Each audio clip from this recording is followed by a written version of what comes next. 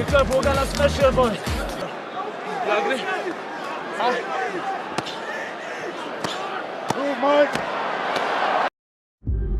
السلام عليكم. أهلا بكم متابعينا في مقطع جديد خاص بالبطل الأسطوري حبيب نورماجوميدوف. في هذا المقطع جمعنا لكم أشهر اللقطات التي قام فيها البطل الداغستاني بالحديث مع خصومه داخل القفص وهو يقوم بضربهم وتحطيمهم خلال النزال، وسنعرض لكم ما قاله لكل منهم وما كان يجري في زاوية حبيب بين جولات النزال، فتابعوا معنا هذا المقطع المميز، ولا تنسوا دعمنا بالضغط على زر الإعجاب إن أحببتم المقطع. يعتبر البطل الأسطوري حبيب المقاتل الأعظم في تاريخ UFC في فئة الوزن الخفيف، وبعد هزيمته لجاستن جيتشي فقد تم تصنيفه المقاتل رقم 1 في تصنيف بطولة UFC. وفي الحقيقة فإن البطل الداغستاني كان لديه العديد من اللقطات الخرافية خلال نزالاته، والتي كان يبدو فيها في كامل لياقته وقوته، بينما كان خصومه يعانون الأمرين تحت لكماته.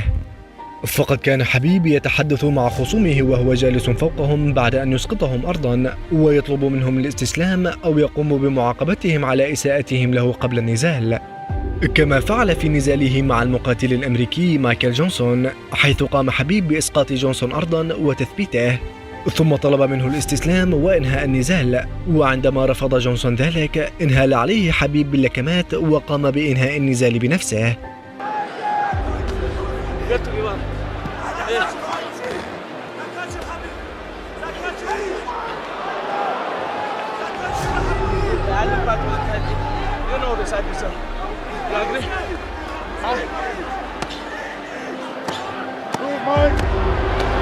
وفي نزال حبيب مع إل أياكوينتا كان مدرب أياكوينتا يقوم بإعطائه التعليمات ليستطيع الإفلات من حبيب، فقام حبيب بالرد عليه والحوار معه.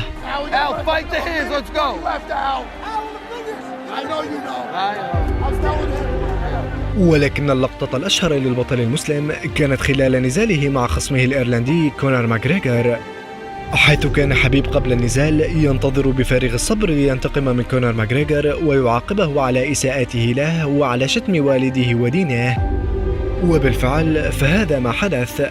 فبعد أن قام حبيب بإسقاط كونر وتثبيته أرضا بدأ بالحديث معه وعقابه على كلامه السابق، فانظروا ماذا قال له. Before the fight he talked too much.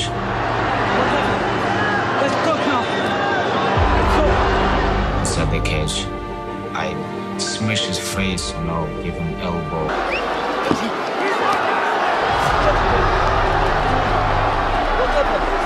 Let's talk now. And tried to make him talk, but he's just shut up. I like more people. This is much better than just striking with them.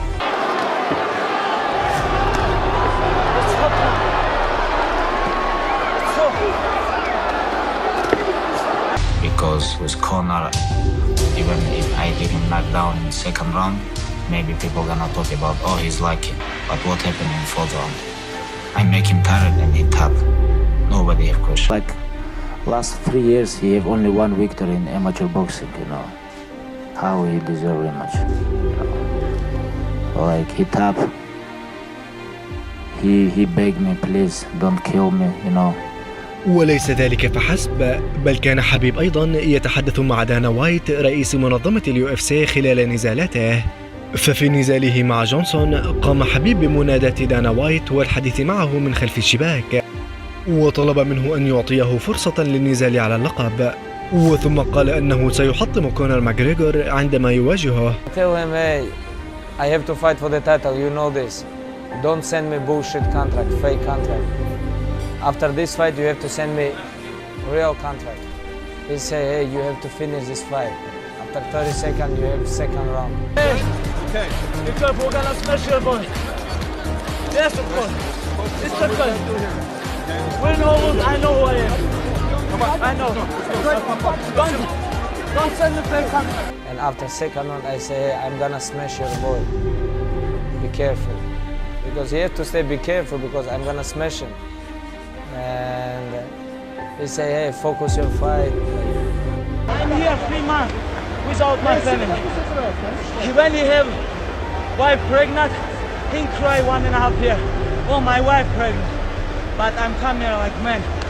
Because I try stay busy. But without injury, I can smash all like this. You're going to be legendary for you and your boxing thing. After second round, I tell him, 50,000, he say yes. وقد انتشر مؤخرا مقطع نادر يصور ردة فعل مدرب حبيب خافير مينديز وصديقه إسلام مخاشيف خلال نزال حبيب مع كونر ماكريغر، حيث كان التوتر طاغيا على الجميع. وكانت ردة فعل فريق حبيب على ما يحدث في النزال رائعة بكل معنى الكلمة.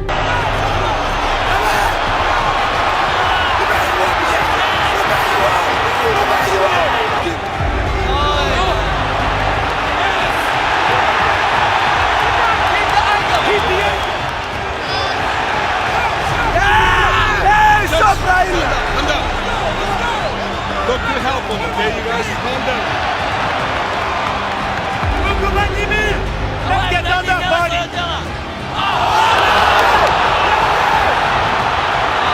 Take down! Take down! Take down! Take down! How about there you go?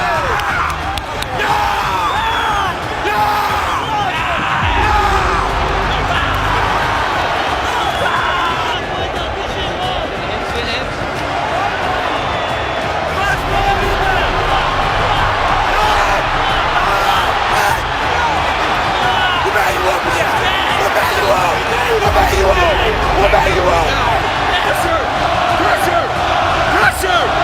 Now! Boom! And then take down! Go again! Beautiful! Nice!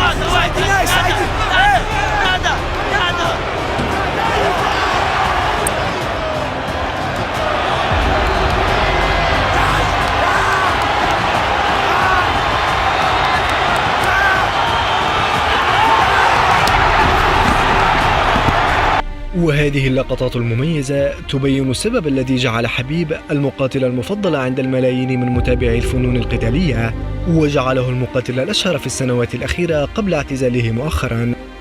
ونأمل أن يرجع حبيب عن قرار اعتزاله لنراه يقاتل مجددا في المستقبل القريب ونستمتع بأدائه لمرة أخيرة. نرجو أن تكونوا قد أعجبتم بما قدمناه لكم في هذا المقطع. إن أعجبكم المقطع لا تنسوا وضع إشارة الإعجاب دعما لنا على الاستمرار. ودمتم بأمان الله.